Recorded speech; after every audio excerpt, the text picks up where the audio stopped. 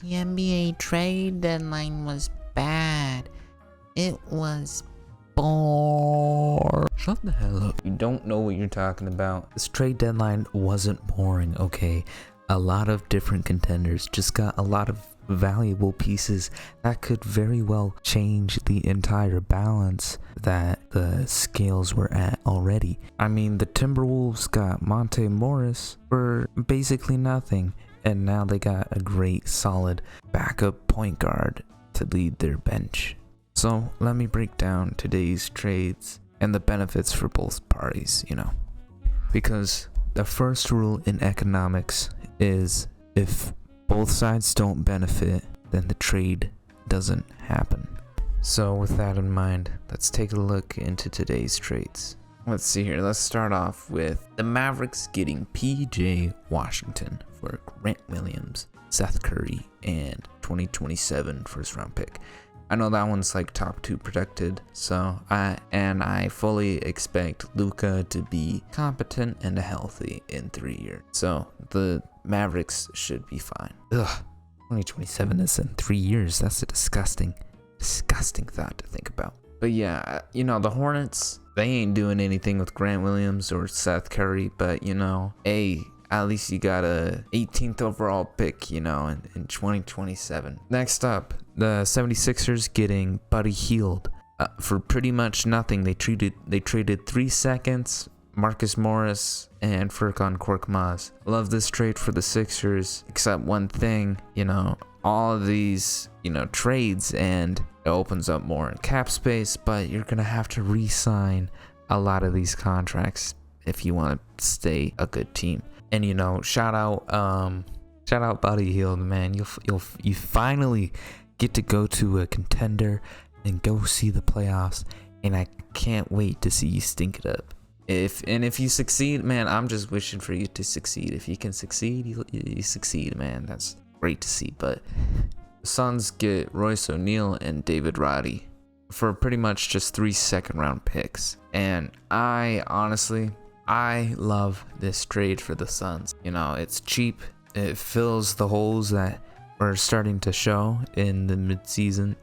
They get their point of attack defender that can actually do stuff against a couple different positions. He can get around a couple different screens, and he's gonna for sure knock down some corner threes. But yeah, Royce O'Neal is also a great passer too. KD and him have a great connection, so I'm already excited to see them even just on the floor together. Yeah, I like this trade for the Suns. Pacers get Doug McDermott. Moving on.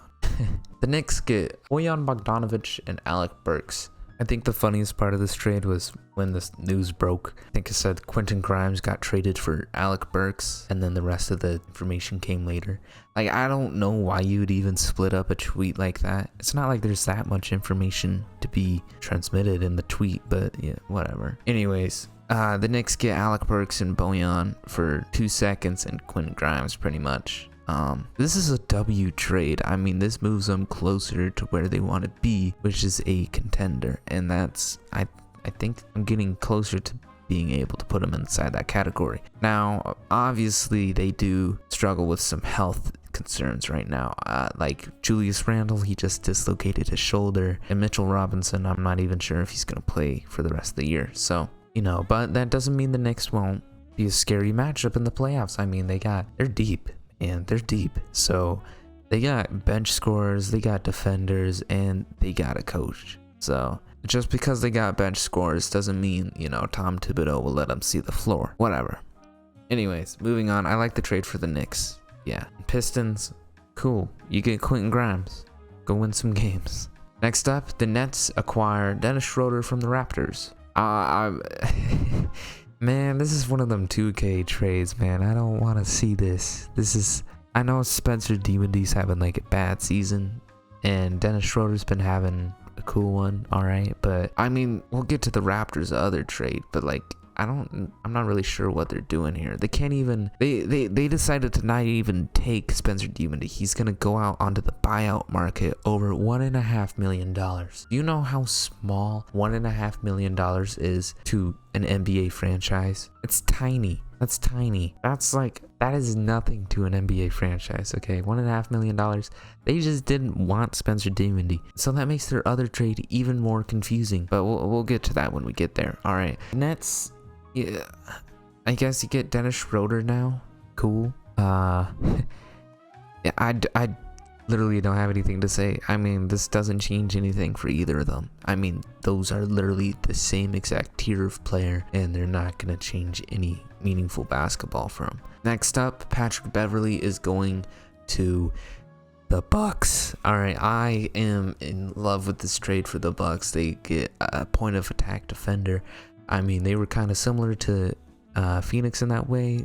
You know, they got all the offense in the world, but they're missing a guy on defense that can just go out there and defend. And so you get Patrick Beverley, and we know that's exactly what he's gonna do. He might let a player score 40 on you, but he's gonna break his nose before he lets him get into the next game. All right, and the Sixers get back Campaign and a second. Yeah, it's whatever. You know, Sixers, you'll like Campaign. I promise. As a Suns fan, you'll like Campaign. Unless he just falls off. But he's been having a good year. Alright, so next up, the Mavericks acquire Daniel Gafford. So to make this trade happen, the Mavericks swapped a pick with the Thunder and sent it to the Wizards. And that pick's going to convey this year, and that's the Thunder's pick. So Daniel Gafford pretty much got traded for the Thunder's first round pick and Rashawn Holmes. And I absolutely love this pickup for the Mavericks. I mean, Luka's got another great role man. He's an electric defender. Or I guess energetic would be the word. But do I think it's really gonna change anything? No, not really, not that much. I mean, they got it's just more depth, really. I mean, you're just glad that Dwight Powell's not getting those minutes is what that trade really does for you. So I like it for the Mavericks. You know, Wizards, it's cool.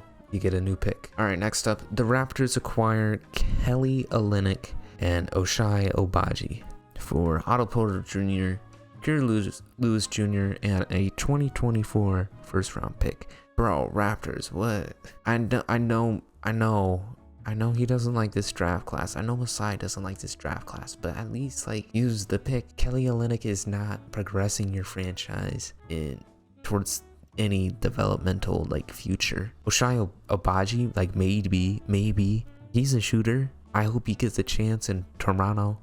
Maybe he can be their OG Anunoby. He's got the same kind of name. I don't know. Same type of fun name. Honestly, I don't really like the trade for either side. Actually, the Jazz, you fleeced, man. You got a first round pick for Kelly Olynyk. Bravo. Honestly, I could have never seen the day. And you pick up Kira Lewis Jr. You know, go give him some run. I hope he can do something. Next up, the Sixers trade Daniel House to the Pistons for a second round pick, and the Pistons cut him. So yeah, moving on.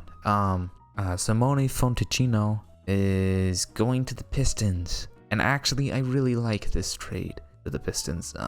Simone Fontechio is a great player. He was balling out against Team USA in the FIBA World Cup, and I just gotta respect that man ever since.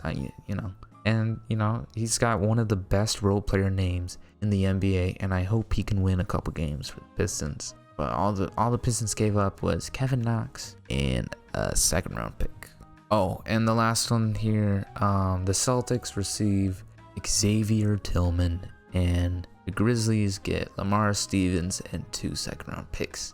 The Celtics love this trade for you. I never really liked or trusted the Luke Cornett minutes, but they were always there for some reason. And so, I trust Xavier Tillman a whole lot more, and I hope he gets a lot of run for them because he's a good backup center. He's a good defender too, actually. Really good steal for them.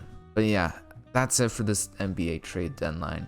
Obviously, I think it wasn't boring at all. It might have just been role players moving around, but you don't need all-stars to be moving teams every single mid-season. So let me know if your team made a move, what you think of the new fit. If you hate your trade, if you hate your front office because they didn't make any trades, And yeah, that's all I have for you. If you like the video, and you should subscribe because coming out with bangers every week. What a sad situation the Bulls are in, man.